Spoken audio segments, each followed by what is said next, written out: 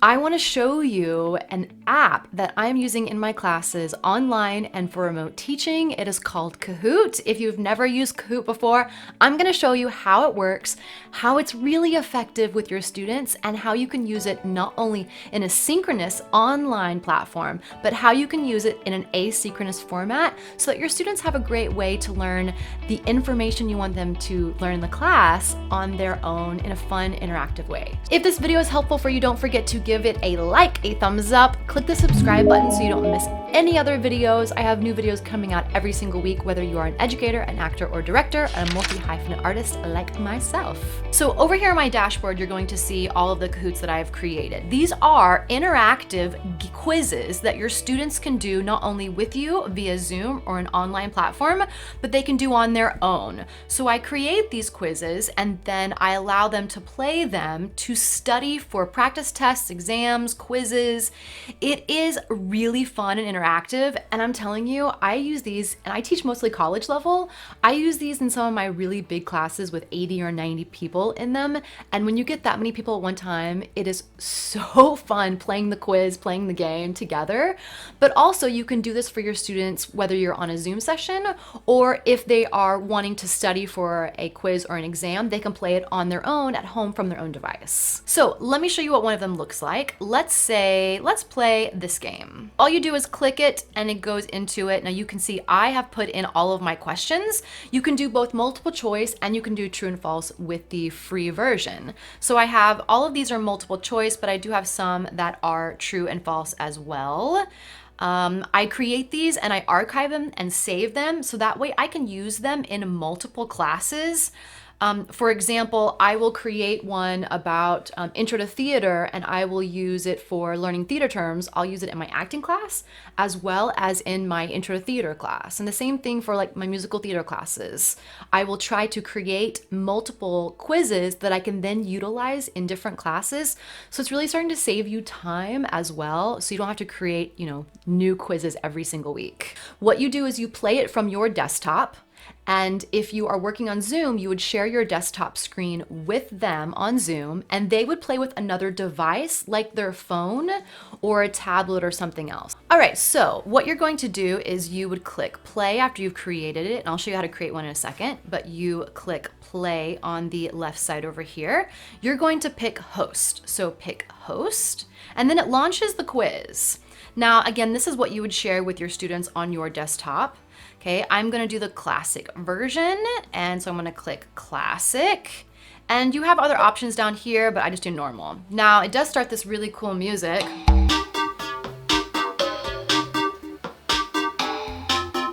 That I'm now going to turn off so it doesn't bother us as we're moving. Okay, so then you can see on the top here that it has a pin, because I've made this private, so no one can access it unless I have a pin for them. Okay, the student is gonna go to the app on their phone. You can download it for free. It takes them 2 seconds to just log in and create a little account, but they don't even have to create an account if they just want to use their PIN. So then they would click enter PIN down at the bottom here in the center, and then it would go on to the game PIN, and all they do is type in the game PIN here, so 89655136 that the program generates, and then they click enter, and then it will ask them for a nickname you can see here, and this is anonymous, so it's really great because they don't have to put their real name in. Though if you're teaching K through 12 and you want to utilize this as like a grade, have them put their real name in. That way at the end you can have a spreadsheet and you can see what they made. So you just have to ask them to put their real name in. So let's just say Theater Freak. Okay, go. They click OK, go, and it pops up on your screen you can see over here. After everyone is logged in, you're gonna go over here and click the start button. If you want to turn off the audio, you can do it up here as well. But sometimes they like it, it's fun for them. So I click start, and after they're all logged in, it says go. Now I have already set this quiz up, but this is what it looks like from their phone. It shows the question. George M. Cohan's first successful full-length musical was... Now on my phone over here, I see the squares that go with the answers. So let's say I'm going to pick circle and yellow. My phone, after everyone logs in, it will click over and it will tell you how many people got the right answer. And on my phone here, for me, it says correct, 838 points, you're on the podium. Cool. When you're ready, click the next button. after every question, it's going to show you a scoreboard, and it's going to show you who logged in the fast, who got the correct answer. So it kind of becomes somewhat of a competition as well. Then you click the next question. What theater did Jerome Kern create that showcased intimate musicals? On my phone, I picked my answer. I had to do it within the time limit.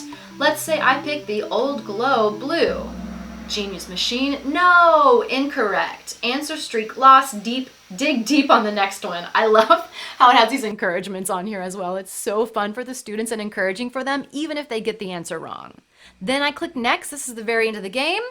Look, it says, woohoo, I was first place because I was the only one in this one.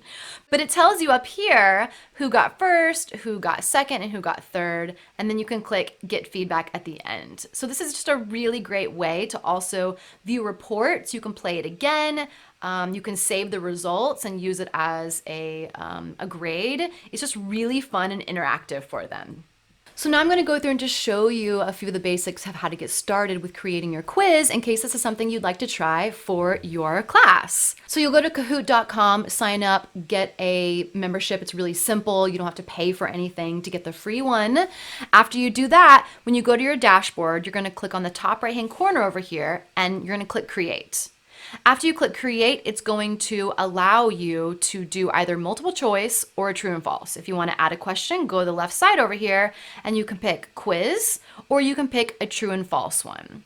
Okay, you will type your question in here. Okay, so there's my question. Who wrote the music and lyrics for Anything Goes? Now what you can do, and what I like to do if you have time, but again, if you're doing this really quickly and you just want to get it up there, don't put an image in, but you can pull an image, put it on your desktop and upload it here. You can also upload a YouTube link. If you want to do a video question, which is really fun as well, find a YouTube link and you can put it in here and you can set a time where it starts and stops so you can just show a little snippet of it. Okay, your choice here. I like the 20 seconds. It gives you many different options, but I think 20 seconds is enough for me, for what I use. But again, you have the option of doing different lengths of time for what suits you and your students.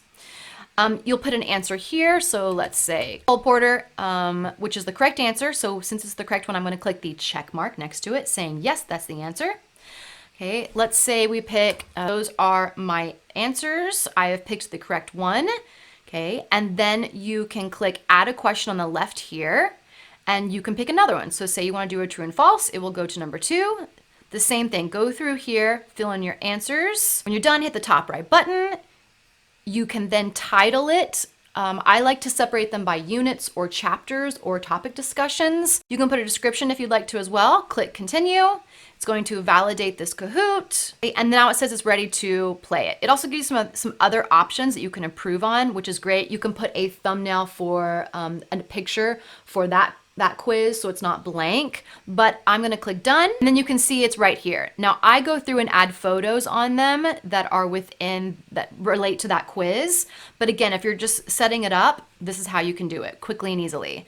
Now it says visible to only you, which means it's private. Nobody else in the Kahoot world or outside can see the quiz besides you. So if you play it with your students and you give them the pen, then they can view it, but otherwise it's totally private, which I like to do. I like to keep them private unless I'm allowing my students to practice on their own. So if you want to allow them to practice on their own and not do it in a synchronous fashion, then what you do is go down here, click on everyone. So this does make it public to every single person that can see it. Then you send them the link to this quiz that they can log on and they can play on their own no matter where they are. They can use their phone or they can use the computer and they can play against themselves. Everyone that I've ever done this with, no matter how old they are, what level, it's really helpful. And especially my college students, I've gotten a lot of great feedback for practice quizzes when we're leading up to an exam or a quiz or some type of test. It's really helpful for them. So try out Kahoot. If you have any questions, let me know in the comments. This is just an overview video, so if it's something you like, you can dive more into it. But if you need more details and examples, leave me a comment below and I'll make another 2.0 version of this and how I use them in my class. So if this video is helpful for you, please give it a like, a thumbs up. It helps my channel. It helps me really reach other folks out there that these videos and tutorials might be helpful for, especially right now. Thank you so much. Have a great week. Happy teaching, everyone, and I'll see you in the next video. Bye.